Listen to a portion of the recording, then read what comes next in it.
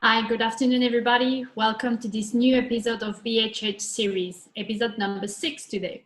So today we're going to talk about data and how can we make sense of those data.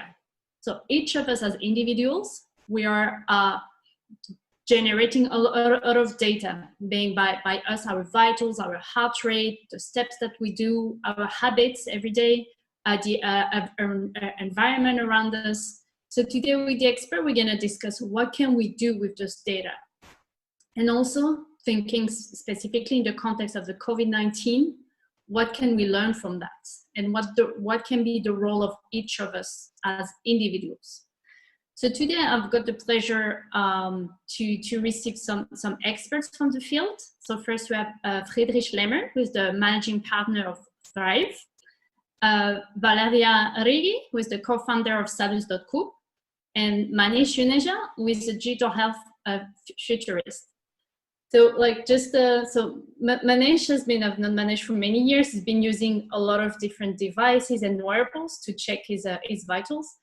And also, so those past weeks, so he'll tell us more, but he's been suffering from COVID-19.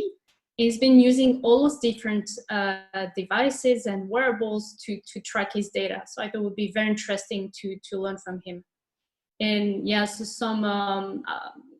Maneesh asked me to share with you that he's still not feeling too well. So just in case maybe he won't be able to talk too much, and in case he gets like a fit of cough, just to excuse him. So now I'm gonna ask the speakers to introduce themselves. So two minutes each. Friedrich, do you want to start? Sure, with pleasure. Hi everyone, my name is Friedrich. I'm one of the co-founders and CEO of Thryve. We are a Berlin-based specialist for the aggregation and analytics of health-related data from smart devices. So all kinds of wearables, smartphones, connected medical products, but also lab tests, consumer-facing, microbiome checkups, everything that helps digital health services to understand personal health. You're seeing this here in this kind of animation. We enable it to be used in an easy and simple fashion to improve early detection of diseases, prevention, and ultimately cure. We're the engine that enables this overview of different manufacturers, different data silos, that all flow into one single data stream into the application that is integrating with us. And on top of that, we provide specific analytics about the individual's health status that enables us to detect also things like the COVID-19 symptoms that we'll probably talk about a bit more in an instant. Thank you very much. Valeria, do you want to introduce yourself? Yes. Hello, everyone. It's a pleasure to be here. I'm Valeria, and 3 years ago, together with a group of 10 people based in Barcelona, we founded SalusCoop. I dare to say that Salus is the first in Spain citizen cooperative of health data for science. In Salus, we aim to legitimize citizen rights to control their own health data and to foster people to share this data to accelerate research innovation in healthcare. So we want to make explicit that the ownership of the data belongs to those who produce it and not to those who collect it. And in the last years, we have done quite a lot of activities for raising awareness about the value of data among the population and to understand under which condition people would be willing to share the data. So during this COVID situation, we have launched a manifesto in reference to this COVID, in which we absolutely recognize the need for public authorities to access our personal data in order to manage better the progress of the epidemic and easing the lockdown measures. But at the same time, we should not forget to keep promoting people's active role in managing the data. So perhaps I can give you more detail later in the talk. Perfect. Maneesh, do you want to introduce yourself? Yeah, so Maneesh Juneja, I work for myself from here in London as a digital health futurist. I'm effectively scouring the world and the internet looking for what's coming up in the future, what it means for different types of people and organizations. But very quickly, to give you my background, especially I basically built my career working with other people's data. So even if you live in France or Germany or the UK, chances are during my career at GSK, for example, and even afterwards, when I've been analyzing real world data from GPs or hospital settings, I might have analyzed your medical records, albeit you were anonymized with a patient ID. But then even in my career, I've analyzed if you shopped at the Tesco supermarket in the UK, I've analyzed how many bananas you bought and how many biscuits, etc. I've analyzed banking data from companies like Western Union to see who's sending money where from within Europe. So all of this is really about using data to improve decision making. But then since I left my job 8 years ago at GSK and working on my own, effectively, I'm looking at all these, especially consumer health sensors, not necessarily medical devices, but patient-generated health data. Where does it come from, how it can be used, and how, in an ideal world, we can make the link between what we can collect at home ourselves and how it can be linked to what's collected in the doctor's office to actually provide a 360 view of somebody's life in terms of their health. Fantastic. Thank you very much, everybody. Can we put the Menti slide, please? So this week we're gonna use Menti again. For those of you who were here last week already, we're using Menti to integrate it more in the session. So if you go to menti.com and then they will ask you to enter the code. So you enter the code at the top. And can we go to the first slide? So when everybody is ready, we can start with the first question. So curious to know, all of you, if you are tracking your data vitals. So yes, no, or yeah, I used to, but like I've put the wearable in my drawer and I'm not really using it anymore.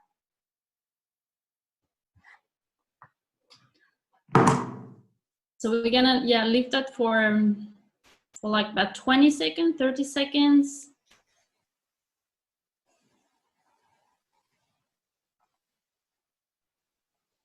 I mean, maybe just the speakers, can you share, like, are you using, Maneesh, I want to ask you, because I know like Friedrich and Valeria, are you tracking your data? No. Okay. No. Well, from my perspective, of course I do.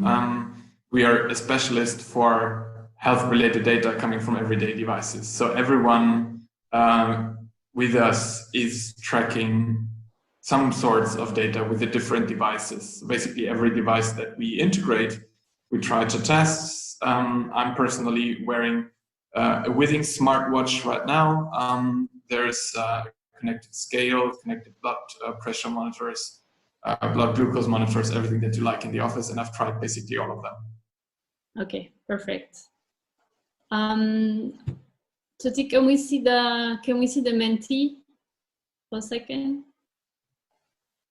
Okay, so can we go to the next slide, and we're gonna let the people answer while we're talking to Maneesh, asking you what data vitals you are tracking exactly. So you can just enter words directly in the system. So Maneesh, let's start with you. So can you share a bit what I was telling before? You've been suffering from COVID-19 symptoms those past weeks. You've been tracking your data with different wearables. You've also been sharing your experience on Twitter, on social media every day, which is very, very useful. So can you share a bit your experience with us? Yes, thanks, Aline. So just to clarify, everyone, I have a diagnosis of suspected COVID-19 because I still haven't been able to access a test here in the UK. But this probably started about 4 weeks ago. So actually the first symptoms of the classic symptoms of things like a cough, and the cough started. There's no fever. Cough started exactly 21 days ago, so 3 weeks ago. But before that, I had this weird muscle ache in my calf muscles when walking every day in the morning, and also some weird pain in my joints in my feet. But I didn't connect that to COVID-19 until after I started getting the cough and the shortness of breath a week later. And then I was going online and looking, and then and actually when it comes to the first day when I had the cough and the shortness of breath 3 weeks ago, I initially, when I went to symptom checkers in the UK and I tried a whole bunch of them, all of them were saying you don't have COVID-19, just take honey for your cough. So I was like, oh, okay. But then I tried the French government symptom checker, and that says you have COVID-19, go to rapid care. So I was like, wow, this is really weird. And that's when I started tweeting about, like, this is really weird. I'm confused as a patient, right? But then in terms of tracking my health, then I was asking friends who are doctors, I was looking at Twitter, just browsing Google, what should I be tracking given that the government here, the healthcare system, doesn't feel that I have COVID-19 according to the official definitions. So then one of the first things I bought was a pulse oximeter to measure my oxygen saturation. And then I was trying to measure my temperature. So I got like a digital thermometer. And then obviously I have an Apple Watch. So I couldn't find my AliveCore, the ECG, the sense that I had. I lost it somewhere, and I was too tired to search my desk. I was getting fatigued, so I was like, oh, actually, I have an ECG built into my Apple Watch, so I can take that reading and find out, do I have an abnormal rhythm or not? I didn't. And then I also have the sleep sensor that is underneath the mattress of my bed from Withings, that you can see your sleep, your heart, you can see your breathing rate, your heart rate, and whether you're having some disturbances. So that was useful. And then as well, obviously blood pressure. So I then realized, oh wait, I've got this cool blood pressure watch from Omron that it's cuffless, and you put it on your wrist like a smartwatch, and you can track your blood pressure. But when I was trying that out, and remember, this was in the first few days when I have these awful symptoms. I've got headache, I'm confused, I'm exhausted. So I put it on, I followed the instructions, and it's not giving the blood pressure reading, saying it has to be aligned at your heart level. So I tried it 10 times, and it's worked before, and it's like I tried it 10 times and it didn't work. So I got fed up because I wanted to know my blood pressure. So I relied upon this very traditional, standard sort of relatively basic blood pressure monitor. And essentially, I also, the most important part, apart from obviously giving me a sense of, I didn't actually start tracking until maybe 4 or 5 days of symptoms, because I thought, oh, it'll go away, because it's mild symptoms. And the longer it went on, the more I thought, oh, I wanted to be able to see some data, partly because to give me a feeling of control, that I'm at least able to see what's happening to my body. And second of all, it actually surprisingly helped with I managed to eventually get through after about a week to speaking with my GP. And the GP, I was saying, oh, by the way, I've been tracking my data with all these consumer sensors. I'm not sure if you want the data. Because normally the doctors don't like data from a Fitbit or something they've never seen before, right? How can they trust it or it's accurate? And she's actually said, no, give me the data, Maneesh. What have you got? So I was giving her all the data, and that helped to understand whether to bring me into the hospital or the doctor's office or recover at home. And then we were doing that every day for 4 or 5 days. I was giving her the observations on the phone. And in my NHS app, 10 minutes after the phone call with her, I could see she had put in the data from my Apple Watch, the data from my blood pressure monitor, the data from this that I had given to her verbally. I was thinking, it's a kind of like a very rare, unusual situation, because she's almost forced to trust the data that I'm verbally telling her. She has no way of verifying. She has to trust me and whatever these consumer sensors. But that really proved useful to her, and she was like, oh wow, you're like almost helping me deliver better care for you and make a better assessment of your health. So, and then I've also got this Aura ring, so here, so this is this ring that I then realized, oh well, I've got this because then they started a research study with UCSF in America, where anybody in a number of countries around the world could enter in the study if they have this ring, contribute their data, and it's helping them build a predictive model of combined with the survey you fill in every day and the data from this ring of how could we use this hour data and the survey data to build a predictive model of when people are going to have COVID-19. But yeah, so, and then I've been filling in other symptom checkers where they're asking for how you're feeling every day, because it's like, well, if I'm sharing, I might as well use some of these research apps that are trying to build a picture of how widespread COVID-19 is in the UK and how the symptoms are going up and down. And that's basically it. Thank you very much, Maneesh. Yeah, very insightful, very, very interesting for those of us like who didn't go through it, or yeah, very interesting. Friedrich, so you have been developing an app those past weeks, so using your capabilities and know-how. So you launched a digital infection detection app for the people like Maneesh who are collecting their data to donate. So can you tell us more about that app? Yes, with pleasure, of course. So basically, Thryve acts as this data access engine for around 50 customers all over Europe in a variety of different use cases. And when COVID began to hit Europe in February, everyone was like, how can we manage this? Our science team came up with the idea to look for markers for COVID-19 infections in the kind of data that we process every day. And fortunately, Eric Topol, the, I think, most known digital health scientist, had published a study on influenza symptoms detection before. So we used this as a basis, ventured out, fostered through our data, tried to understand the potential differences, and then got in touch with the German Center for Disease Control just to find out whether they would deem this useful in managing the crisis. And it turned out that even though it's not medical grade, just detecting indicators, it's light years better than what they have at the moment. Currently, for the Centers of Disease Control, they need to have a doctor's diagnosis, which takes time, much like Maneesh. You wait a bit, you don't see the doctor, it takes time until they get the results, then they need to communicate this to the municipality takes time to transfer it to the Center of Disease Control, etc. So what our solution does is, it's an app that enables people to share their wearable, whatever they bring. We have a simple analytics engine that analyzes the data and creates a likelihood based on different models for COVID-19 detection, completely without individually identifiable information, on zip code level and within 24 hours available. So for the Center for Disease Control, instead of municipality level and a potential 2 weeks delay, they now have zip code specific information almost instantly. So this helps them to improve the models and to better understand where actually there are new hotspots, how infections proceed, etc.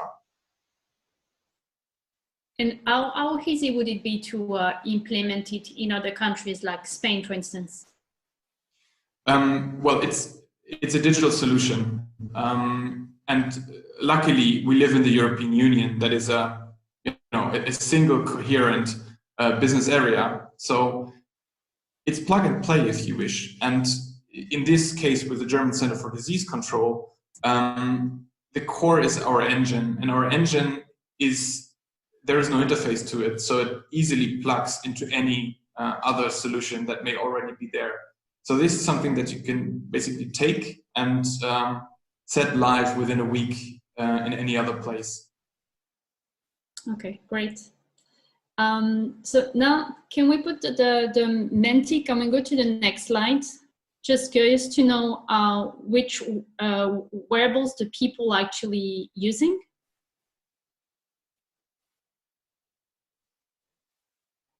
Yeah, so which wearables or sensors are you using to track your health? So while you reply to that, Valeria, can you tell us a bit more about SalusCoop and what you were mentioning before, the manifesto for COVID-19? Yes. So this last weeks we have launched these manifestos, which we invite everyone, if you agree to adhere in the manifestos, it's in our webpage. So the idea is that this COVID situation has raised a lot of awareness about the value of our data. And we absolutely recognize that suddenly public authorities needs to have access to our personal data in order to manage better the situation. But at the same time, it seems like we are forgetting about the notion of the citizen that needs to manage their data, the citizen that needs to be in control of the data. So with this manifesto, we invite public authorities to keep enacting the right of citizen to know under what condition that data will be used, for what use, by which institution, for how long this data will be used, and in what level of anonymization. Also, individuals have the right to obtain the result of the studies carried out with the use of their data at no cost.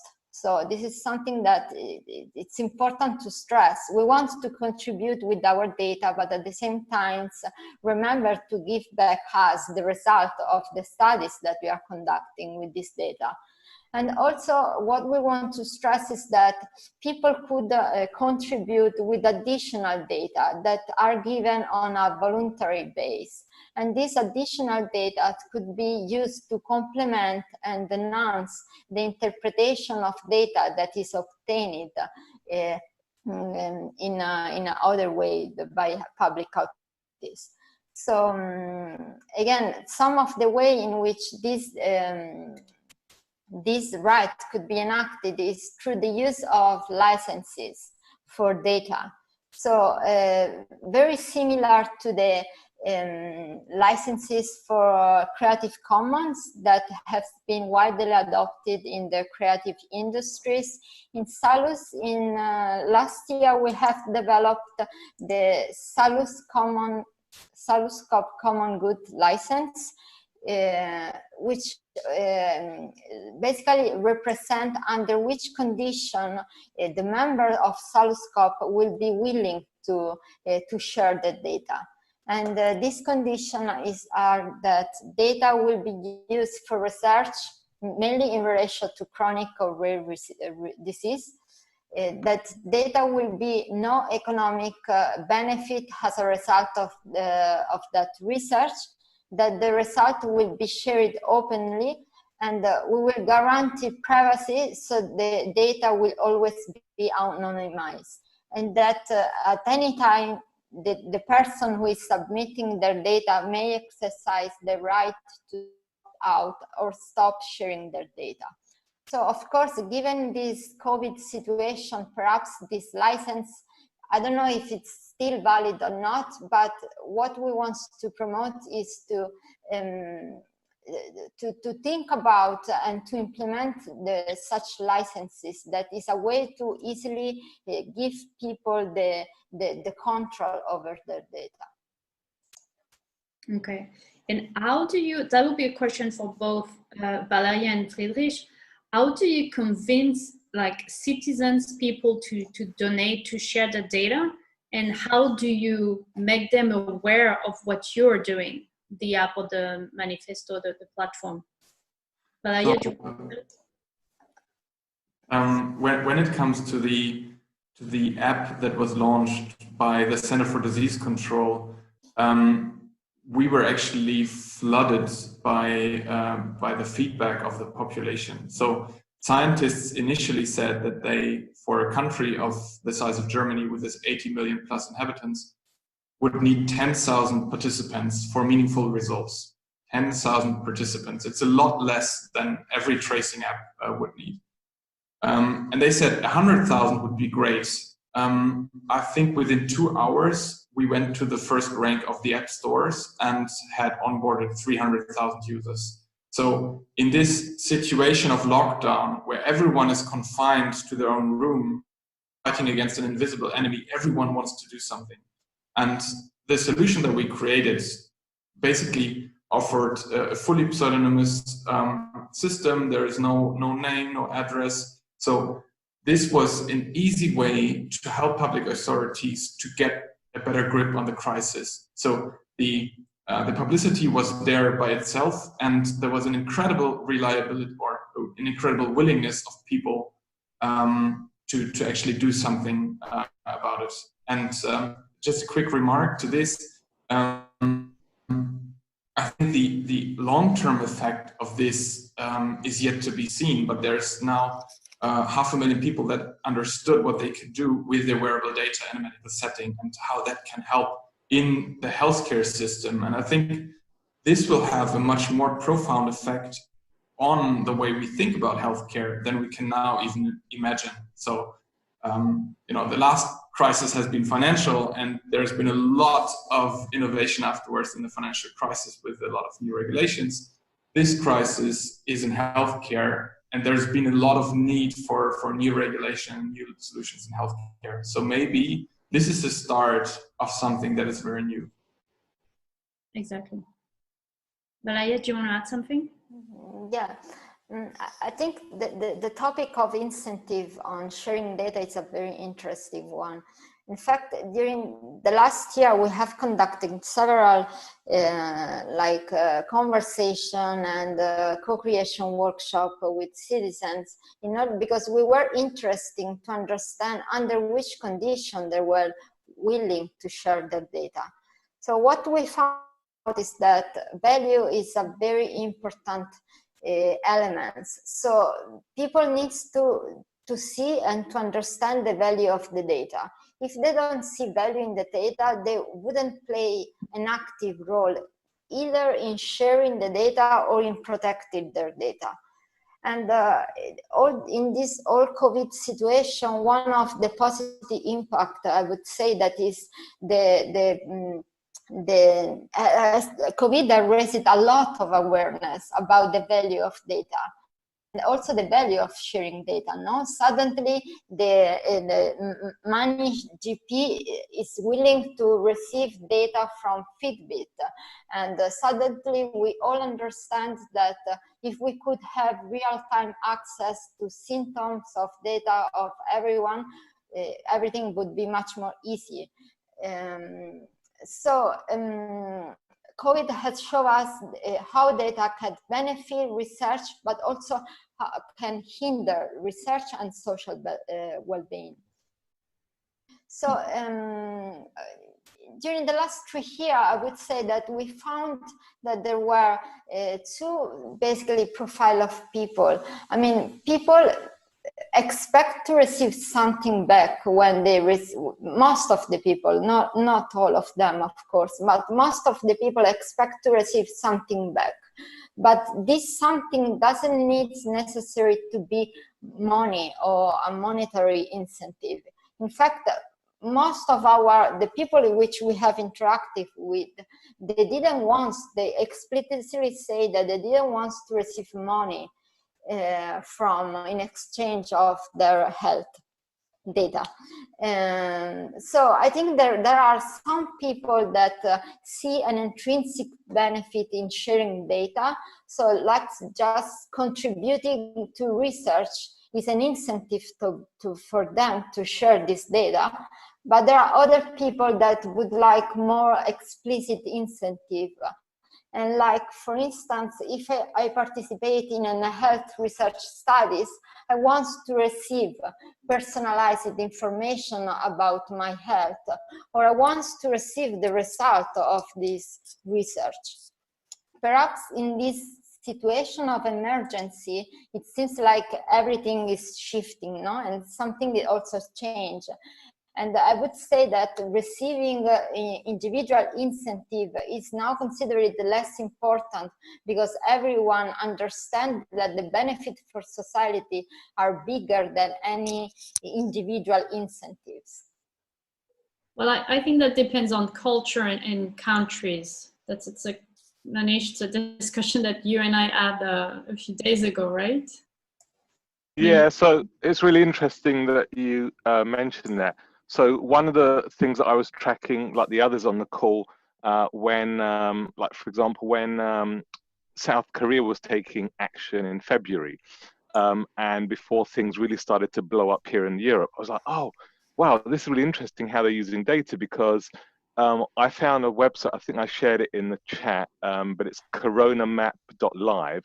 And essentially, 5 years ago, when they had a MERS outbreak in South Korea, the public afterwards said to the government, next time this stuff happens, we actually want data made publicly available about cases and infections so we can know where the outbreak is happening in real time, right?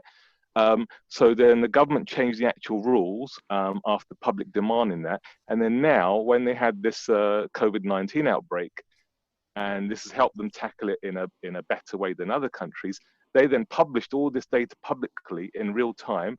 And so then it was up to people who are developers. There was even a husband and wife couple as a developer who built an app to help people, based upon this public data, work out where the cases are happening. But with this coronamap.live, what's really fascinating is that you can go, for example, on any, you can see all the stats on cases, deaths, and recovered.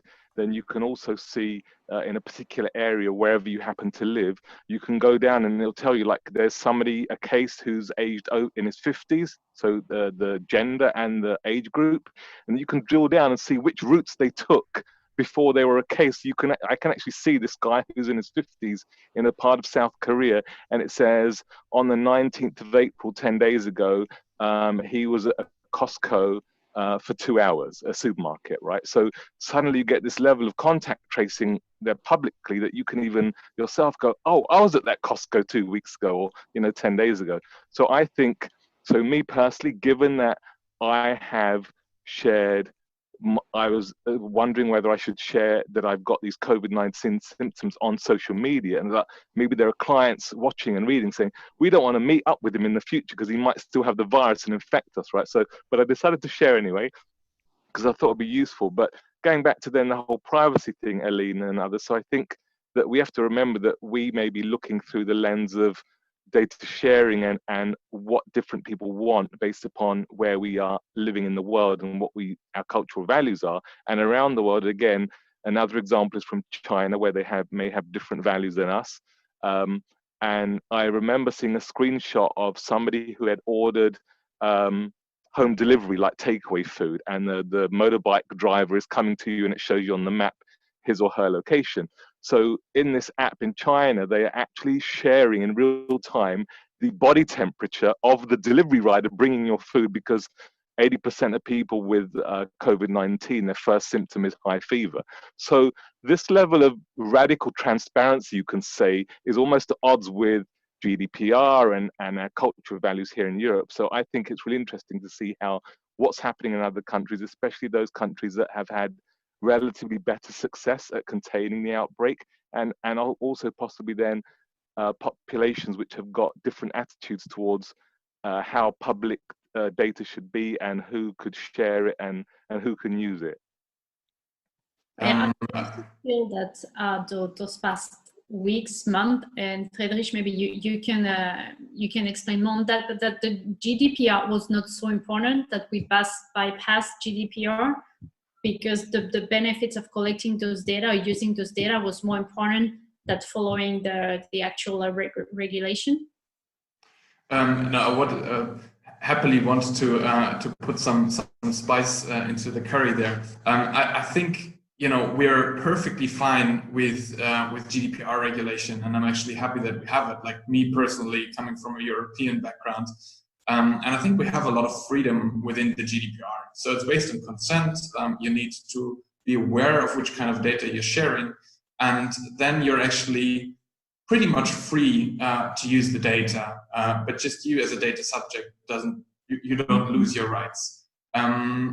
Whether, countries like China that, well, I think pretty universally accepted now, just covered up the whole thing before it really fired up, is a role model for cleaning it up again. I'm not really sure about that. And in South Korea, I'm also not sure how big the effect was of this kind of tool that you were talking about, Maneesh. It's good always to see other solutions, But I think the kind of standard that we have in Europe is a very high and precious good. And we are now in talks with other countries that are asking us specifically with respect to all the regulation that we fulfill here in the European Union. And for us, it's even a sales tool, if you wish to say, to be able to say, we know where the data is, there is a strong consent for what we are doing.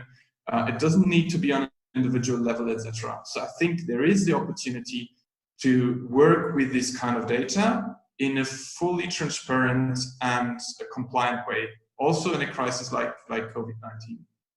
But very quickly, I want to respond to that, Friedrich. So when I looked at this again, this is anecdotal evidence, but the quotes from members of the public in this article about these apps and public data and being able to see who's infected and where helped remind people to stay home or to take more precautions, right? And I got the same feedback when I voluntarily shared my symptoms and what's happening to me every day on Twitter, because then there were people coming back to me either privately or publicly on Twitter and saying, hey, you know what, I wasn't taking all this virus stuff seriously, and now that I've seen your tweets and how crap it is to have COVID-19, even mild, I'm staying at home, Maneesh, right? So that was really rewarding in a way. It made me think about, actually, maybe there is this argument to be saying it could be, again, as you point out, we will probably need, at least during this wave, some kind of longitudinal research studies to understand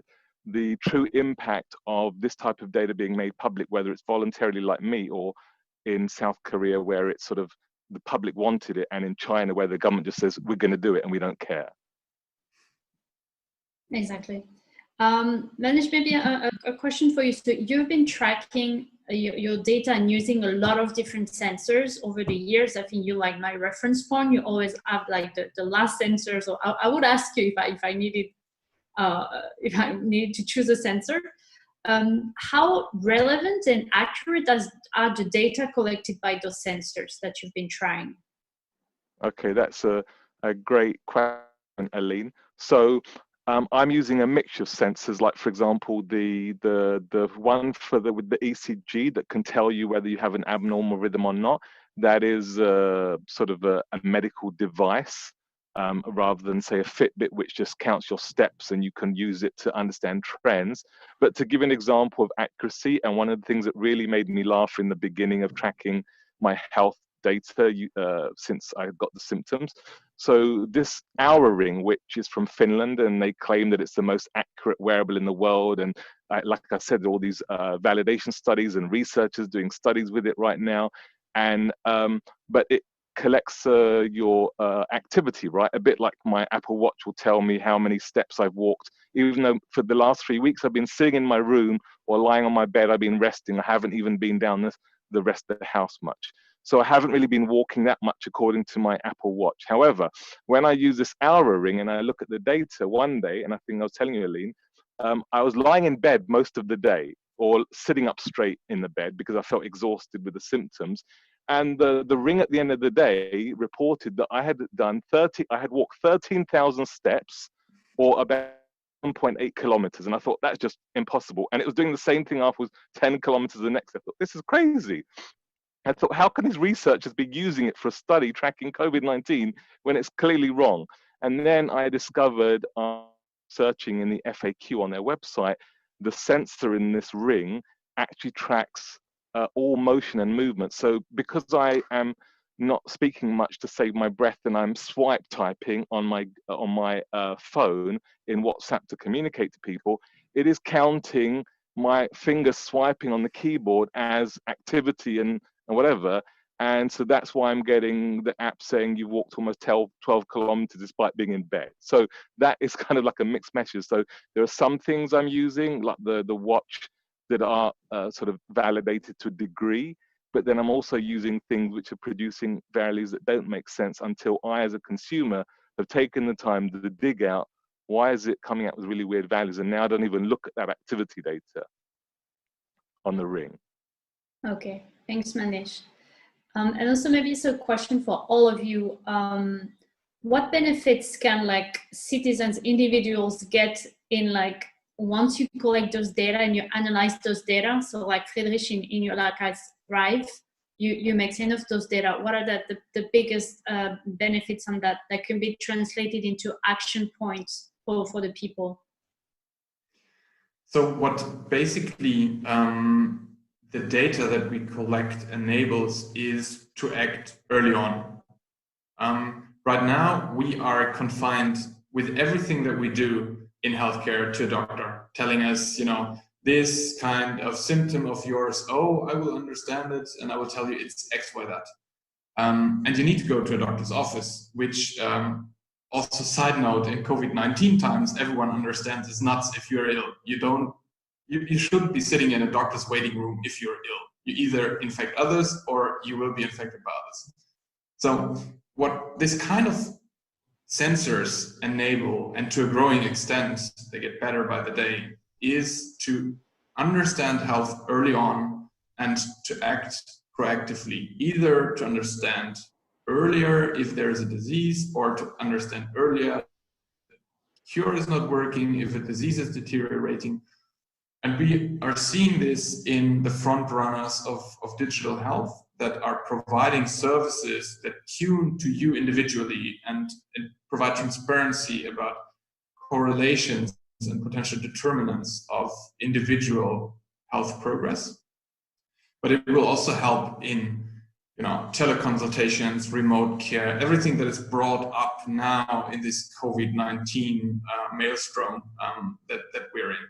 So I think this will be truly transformational in terms of what we understand with the data, what can be done. Okay. And how can we ensure like the unification of those data on a global level? Like, for instance, Maneesh, you were mentioning at the beginning that you did the triage solution, the symptom checker. Yeah. In the UK and France, like, if different systems are collecting different type of data, how can you compare the different countries? Or yeah, so that was really frustrating to like, wait a minute, like depending upon which symptom checker app I'm using, even from the same country, and putting the same symptoms in and the same age and gender, it's coming out with a different recommendation or suggestion of what I might have. And then even then, when I was thinking about symptoms, what was useful just sharing on Twitter is that I was then getting feedback from other patients around the world who were saying like, oh yeah, I've had these weird symptoms as well, but they're not on the CDC website. They're not on my government's website, or my doctor doesn't believe me because these are not what their computer says. So I think this is why I've got the background of Collaborate at the moment, because I think it's really important. And I think at the moment there's so many different apps and people, well-meaning teams saying, we're doing a study here, we're doing this thing here, and collecting data. We're going to end up in a bad position where we're going to have pots of data sitting around, even in the same country, right, about COVID-19. So at a global level, we really need much more coordination and collaboration to say, how can we bring all these different pots of data together, even if they sit in different data sets, as quickly as possible? And in particular, going back to my earlier comment in the beginning about linked data, I was thinking, well, not everybody can afford the €150 mattress sensor that tracks my sleep, right? So, but a lot of people have got, say, for example, Netflix subscriptions. So why can't maybe Netflix, when they know what time people are stopping watching the TV shows every night, they have a baseline of people's sort of last watch time, then they kind of have a proxy for what time people are going to bed. So given that insomnia, which I had and still have, is one of the early symptoms of COVID-19, maybe if we can get access to Netflix data and repurpose it for health purposes, we can say, oh, this is an early warning sign that some people are having insomnia here, even if we can't afford to give everybody a sleep tracker. Does that make sense in terms of thinking differently? Yeah. And integration? Exactly, yeah. So we're going to take some questions in a minute, so you can drop your questions in the chat, and we're going to address them with the speakers. Valeria, do you want to make some comments on what was said before, like a point of view here from Spain or from Italy, maybe where you're coming from? No, I was just curious the question that you just asked about how we can unify the data on a global level. I mean, it's a complex question. Of course, I don't have an answer, But what is most interesting to me during this day is realizing how people are getting more and more aware about the value of the data, but also of the limits of the data and the difficulty of many data sharing initiatives. So it's not easy to share data across hospitals. And there are now a lot of initiatives from different hospitals across Europe that they are trying to share data about COVID, because researchers are really willing to share, but data are not ready to be shared. And if your data is not ready to be shared, it seems like if you don't have this data, no, at least in some situation. And also the fact that the way in which the different countries has count debt, they have used different approaches. So the value of that seems to be easy, like the number of debt, in fact, has been counted in a different way with a different criteria. So this data is assume a different value in different country, and it's very difficult to compare.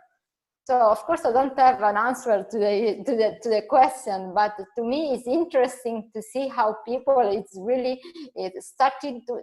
seems like the data literacy of population has increased during this period. So Valeria, you make a really good point there about the definitions and methodology. So for example, now I'm reminded that when I went to the UK NHS symptom tracker, which is the first place I turned to, it says, do you have a persistent dry cough? And they tell you what persistent means. I was like, well, I have a dry cough, but it's not persistent according to their definition. So I click no. But then when I go on the French government website, it's like, do you just have a dry cough? And do you have it once a day or several times a day or whatever? Like, oh, well, so different people are defining the cough in a different way. And as a result, I'm going into a different part of the decision tree for the symptom checker. So that's a very valid point about we need to have agreement, maybe across Europe, of how are we defining the symptoms of COVID-19 together.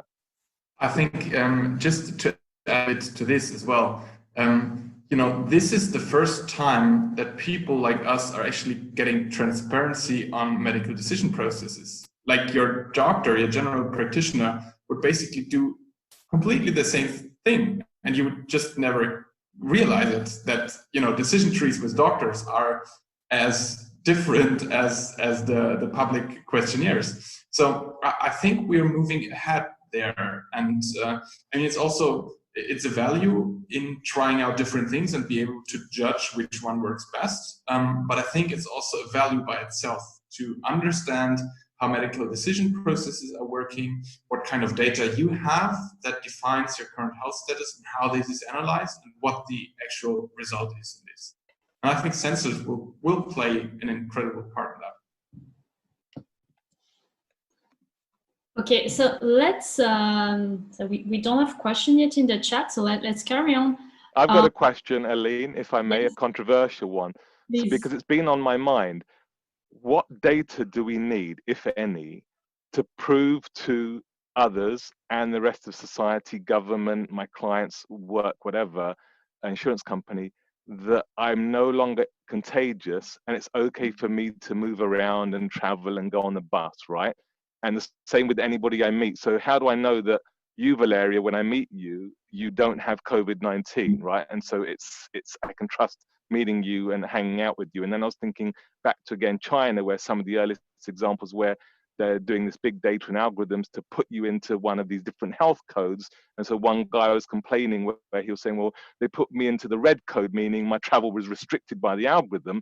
And when I tried to phone up, there was like an auto bot that just says, we can't do anything. We're too busy dealing with COVID-19. So your travel's restricted, just deal with it. But he knew he had been falsely identified as a case when he wasn't a case. So that's a question for Valeria and Friedrich. How do we, and even Aline, what data are we going to use in our country to know that we can trust each other? It's safe to go out again and work with each other. I think this is a very good question, and it's first and foremost a philosophical question. So what kind of trust do you need to interact with someone else? Is this a decision that your government should take for you? Is this a decision that your general practitioner would take for you? Or is this a decision that you yourself would be taking? If you answer that in a way that the government should have this responsibility, then you can ask about the steps that come after this.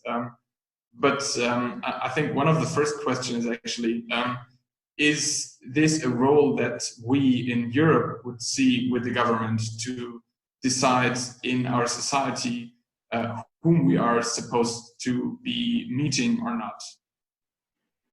I mean, I'm going to be carrying my temperature, my thermometer with me and checking everybody's temperature when I meet them to make sure they're not sick. If they allow me, if they give consent though. What is like temperature is actually not one of the symptoms. Like some people can have, exactly. You didn't have really temperature, right? So if I was testing you, like it would be, yes, that's fine, I can hang out with Maneesh, and maybe you do have COVID, and then you're going to infect me, right? Yeah. Or do I want to see, I mean, this sounds crazy, but is this even theoretically possible? I would want you, Eileen, to share your health data from your sensors in the cloud when arranging a meeting, or even when I'm about to turn up and I'm on the metro, just to be able to go like, okay, yeah, like according to all these sensors, she's got no cough and she's got no fever and no headache, so whatever, and her heart rate is this, so I'm okay to meet her. And I'm using an algorithm that tells me how to, that interprets other people's health data and tells me, yes, it's safe to meet them with 90% reliability of answer. I don't know. Well, I'm not sure I would trust data as of now. I think masks and being prudent, keeping distance, for me, will be the best trust at the moment.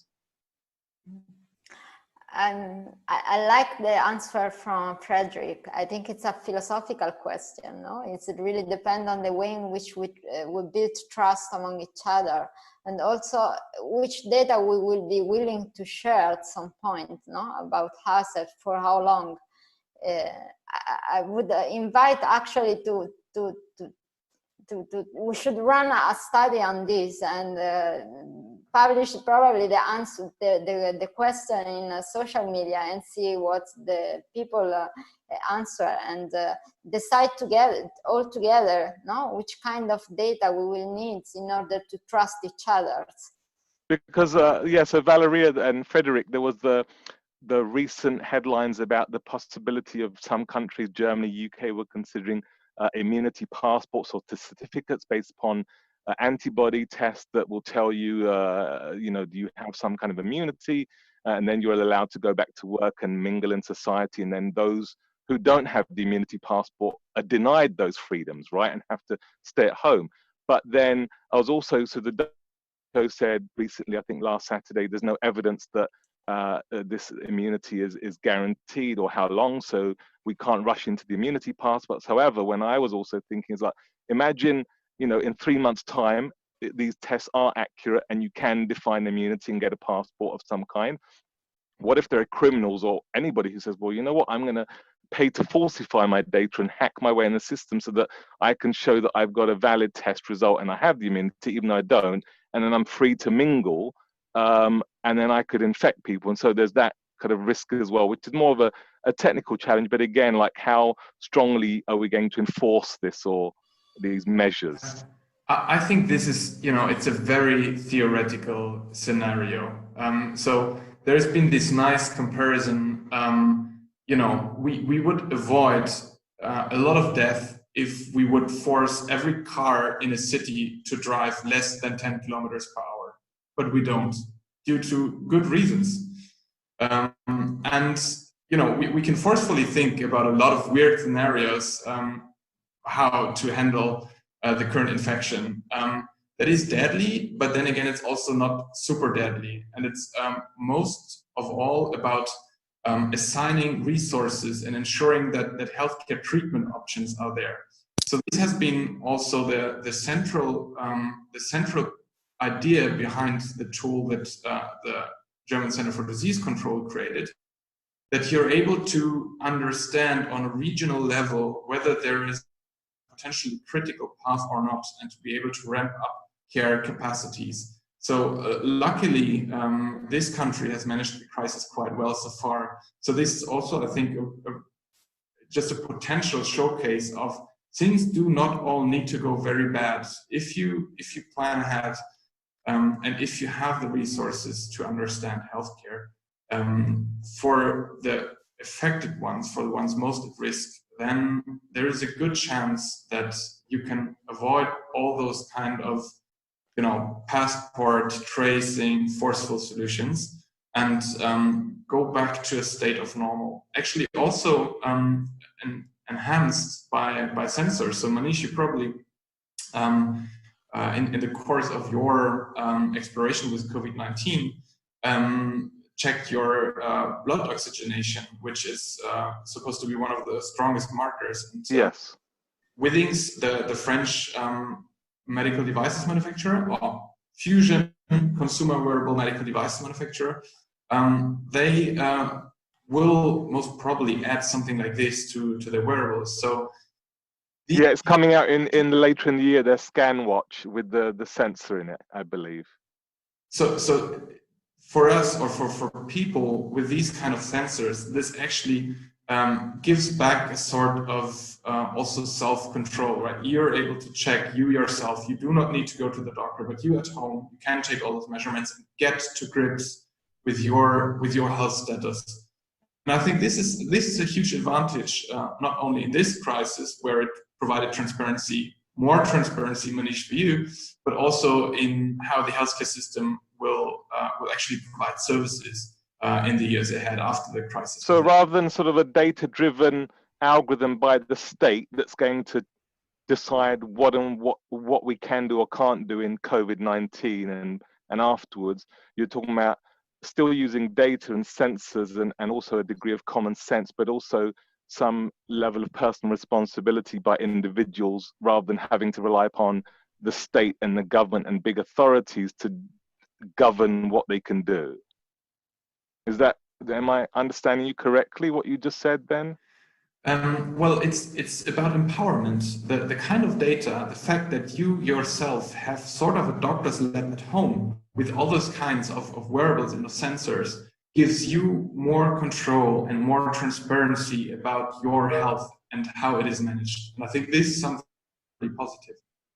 And reassurance. So because I was monitoring my, says, oh, cool, you've got this device, just monitor it 3 times a day, even when you start getting better. And if it drops below like 94%, plus your breathing gets worse, plus something else happens, go straight to the hospital. So then I felt like, oh, reassured, like, wow, like I have something, a tool that allows me to understand what to do or what action to take based upon some level of a data parameter.